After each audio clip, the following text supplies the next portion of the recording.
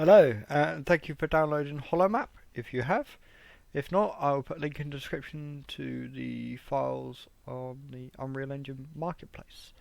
So here we have the basic HoloMap. You will have this as an example map in the example content under map. So here we are, we'll just load it in. It's just got a simple terrain, a couple of hills and a little bump and a couple of these actors. So one contains a receiver.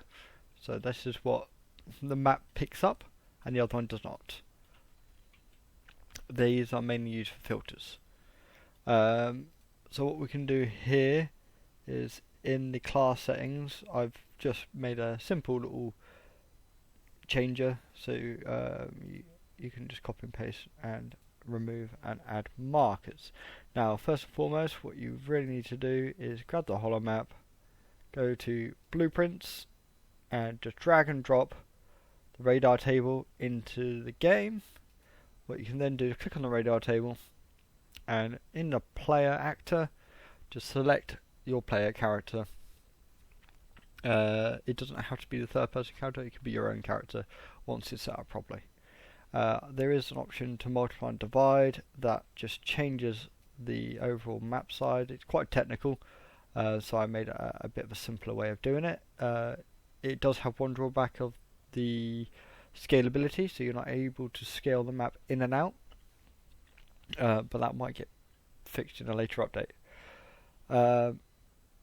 As for setting up for your character, there is a basic character included, which has everything built for you. But if you want to add that to your own, add this to your own character, it's quite simple. You just navigate to the character included inside the example content. What you will need to add to your character is a widget interaction, and change your interaction distance. If you're third person, I would suggest around 2000, but you can play around with that. And the interaction source needs to be center screen. You also need to add a HoloMap component, which is a simple add HoloMap component. And then what you can do is simply copy and paste this top section here into your game, into your character even. And yeah, that's it. That's the whole movement process. Next you have the ability to add. So in here I did have an example actor. Now let's just open the example actor. This is just construction stuff, that's just changing the name, that's debugging stuff. If I go into the example actor itself, you'll see that all it has is a child actor, which has a radar receiver. And inside this template and default, we've got visual sprite, and then we've got marker sprite. So for this, I've only set it to have a marker sprite. That means that when we go into the game, so this one here has a receiver, the other one doesn't. If you go into the game, when we go up to the map, you'll see that, let's try and zoom in, there we go. The box has a marker sprite underneath it of that skull, but the cylinder does not. And if we go on dungeon, you'll see that the cylinder disappears because the sprite associated with this is called a dungeon, or it's a dungeon actor. To add your own actors, what you can do is go into data, and there's only two things. We go into data tables. You've got marker data. So what this does is adds the ability to place markers. So I can give you a representation. So I just added this one, and it's just a map icon, which would be a sprite, and then you've got the in-game icon, and that will be the visual representation.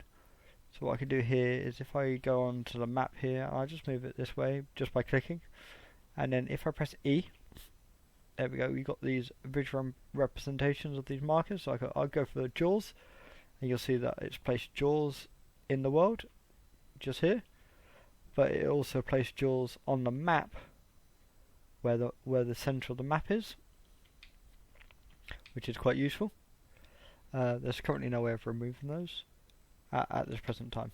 But yeah, just go into that data table and you can add your own sprites. There is a link in the description of this product, which is free to use, and you can get a lot of icons from it. Next one is the UI filter, which I just open up on the other screen, and this is quite basically, it's the filter product. So right here we have the filters. All you need to do is press add, and then you set the display name of what you want that filter to be. So in this case it's dungeon, and then you add the actors associated with it. So I've only got an example actor, which is the one that has the receiver here, but you can have any number of actors in here. Just keep on adding them, and as long as they have the receiver on there, the system will pick up and sort all that out for you. I hope that's helpful. I hope you enjoy, and I hope to hear from you. Thank you. Bye.